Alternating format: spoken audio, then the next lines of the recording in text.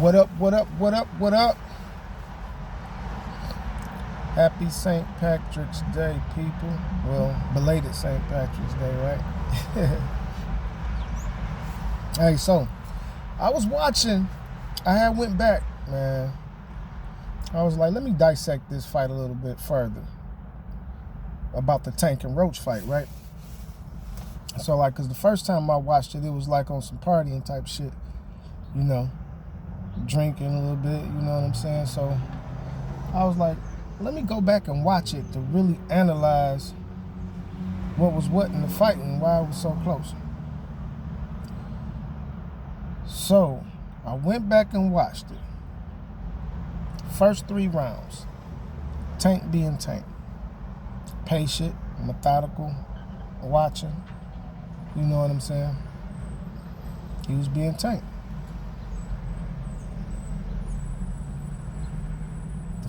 The fight started heating up, I say about the 5th round. A little more exchanges was happening. And the thing was, usually when Tank heat up, he'll heat up and he'll apply smart pressure. And he'll hit you with some bombs to make that his opponent usually stop throwing and shell up. But in this particular case,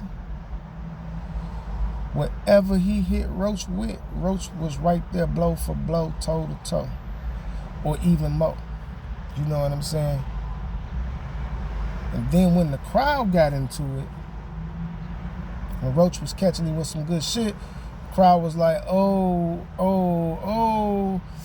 I think, and Tank didn't like that, like the save face type shit. So he started trying to throw bombs back. And when he was throwing bombs back, he was getting countered, or either Roach wasn't there. So now in his head, he thinking, okay, I gotta get this motherfucker now. The point I'm trying to make is he made Tank fight at a faster pace than Tank wanted to. And which I ultimately think that made Tank try to get the kill shot even more. He knew he wasn't going to get it with just one clean shot. So it made his volume output go up. Because he see Roach was matching him blow for blow. Roach made him throw more than what Tank normally wanted to throw. He made him throw more, and he made him miss more too. He made Tank miss a lot. So I believe all that and all in all, it took some power away. Especially as the fight kept going, it started taking some gas out the Tank. Because for one, you making him fight at a faster pace than he wanted to. He normally wants to. Plus, you kind of lightweight embarrassing him because everybody thought this was going to be a landslide. But if y'all look at my video, I told y'all not to sleep on him. You know, these are real facts, man. That's why this is the Bible of boxing. And so it's like, you can't sleep on the man, especially with the history they had. They known each other. He's not scared of Tank power and none of that shit. Because everything, he tasted it before, and he know he can handle it. But he matched him blow for blow, and I think that's the ultimate thing. It got Tank out of... You can't go into a fight anyway, people. You can't go into a motherfucking fight contemplating retirement. Contemplating retirement, shuffling the deck in your corner with your trainers. It's like, come on, man. You're doing it to yourself. You're self-destructive. And you as a fighter should know, if you're not 100% in the game, you got to get the fuck out. You should know that as a fighter. You already got the money. Get out before you do a B-hop situation. And not respecting your fighters and get your ass knocked out the ring. B-hop talking, I ain't gonna let no white boy beat me, and ass got beat the worst way ever. That nigga got some knocked out the ring type shit. You gotta stay humble in this sport. Like they say, Billy Badass thought he was Billy Badass until he ran into Billy Badass. I mean, Shit, that's why they say styles make fights for a reason, man. You got to stay true to this shit. But that's what ultimately happened, in my opinion, by watching the fight, over again. Roach gave him everything he wanted. And Tank punches, it took his steam from him. I mean, his confidence from him, too, because that's why he was smiling. When have you seen Tank talk that much shit? Think about everything that happened in that fight, y'all, on some real shit. From the shuffling of the corner, you know what I'm saying? Shuffling of the corner, switching trainers. The I'm up here by myself at the press conference type of talk. Before going into the fight, this shit trash. I'm about to retire. This is my last year.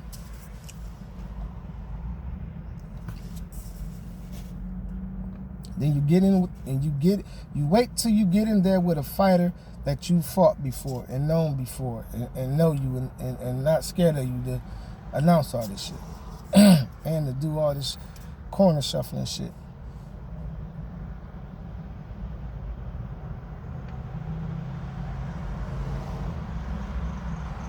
But that's why the rematch is so important, though. Because we want to see, was that the reason, or was it the fact that Lamont was just blow for blow in your ass? Now, what's going to tell in the rematch is going to tell if Lamont was really that guy, or did Tank had a lot going on in camp by the corners and all the other shit. So that's why Tank was like, I took a knee because I didn't want to get knocked out. So with him saying that, tells you he was getting hit with some shit.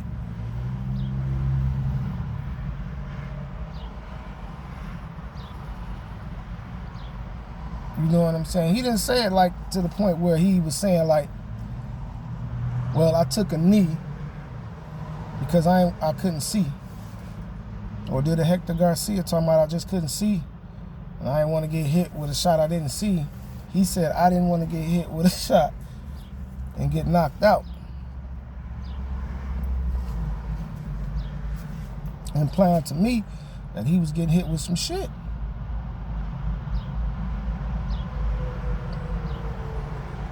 Then he come back with the hair got in my eye and shit was burning. But you already let the cat out the bag and after the post-fight shit. But Lamont was blow for blow, toe for toe. Wasn't easy as to hit as Tank, as he would. And again, when have Tank ever called a fighter an A+ fighter that he ever fought? See, y'all got to listen to what the fighters tell you everything. But people get the truth and make what they want to make out of it. They telling you clear as day. All you got to do is listen. People that hear something and twist it into their narrative just to make for a juicy ass story. That's why this is called Raw and Real, baby. We gonna keep it raw and we gonna keep it real. The nigga saying everything himself.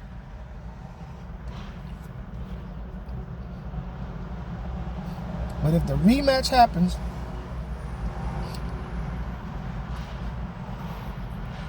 is Roach just that good? Or that familiar with Tank that he can nullify things that Tank gonna do?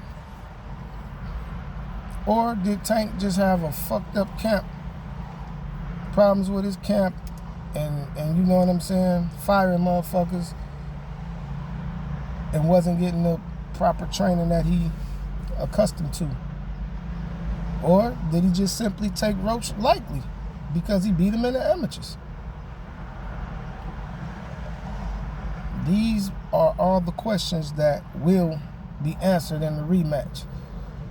Now, I don't know if Calvin Ford and them back working with him or not, or whatever the case may be, or he gonna keep Barry or whatever, but whatever happened, he better get that shit together for the rematch.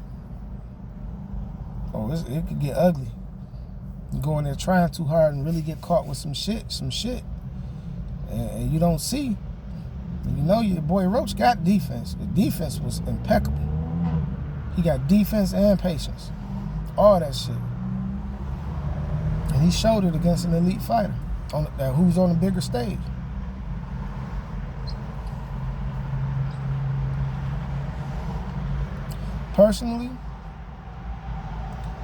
Personally, I like to see Roach and Keyshawn.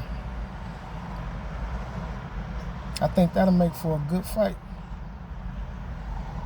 Roach and Keyshawn.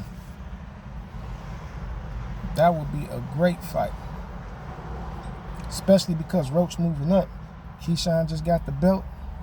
Let that be his first title defense. Somebody that's moving up. But I'm going to tell y'all one thing and one secret that y'all remember where y'all heard it at. All them niggas better stay away from Abdullah Mason. Trust me. Because that boy, something special. He just need a little more tweaking. He need to put a little more seasoning on him. And he ready to go. You can go ahead and take him out the oven.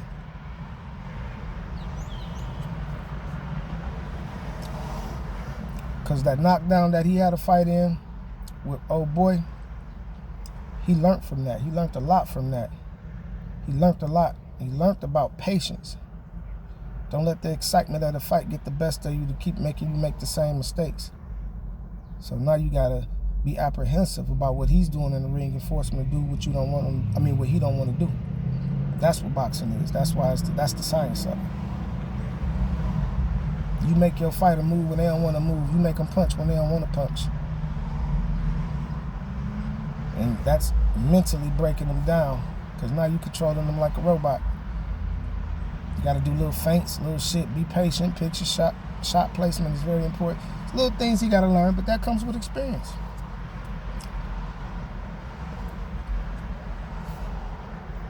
Shakur gave him the best advice ever when he told him, you got to be cautious the first 3 rounds. Those are the most dangerous rounds. Because the fighter is fresh. But when you know you got 3 rounds to win a fight, it's different between the first 3 rounds. That's why 3 rounds then turns into a fill-out process. Exactly like with Tank and Roach. You seeing what he do good, what he do bad, what can I capitalize on, what mistakes he making, what I need to do to adjust. All that shit is happening in those first 3 rounds. Then once fatigue starts setting in, then it's about execution. Because you know your punch is going to lose a little snap, so you're going to have to rely more on timing because they're not going to get there as fast because you're fatigued. So it's now about setting shots up, making them move in position so you can get that shot off. So y'all guys will figure it out. Like I say, this is the boxing Bible. But those were my reasons about the Tank and Roach. Y'all tell me what y'all think about it. But the rematch is going to be hella. Gonna be hella. Raw and real, man. Getting the morning started, man. Peace. Y'all be easy. Like, share, comment. Please subscribe. And please share. You know anybody that want to get the raw and real on boxing, bring them to the channel. I welcome you with open arms, baby. Because you gonna always get it raw and real from here. This your boy Tease. Peace.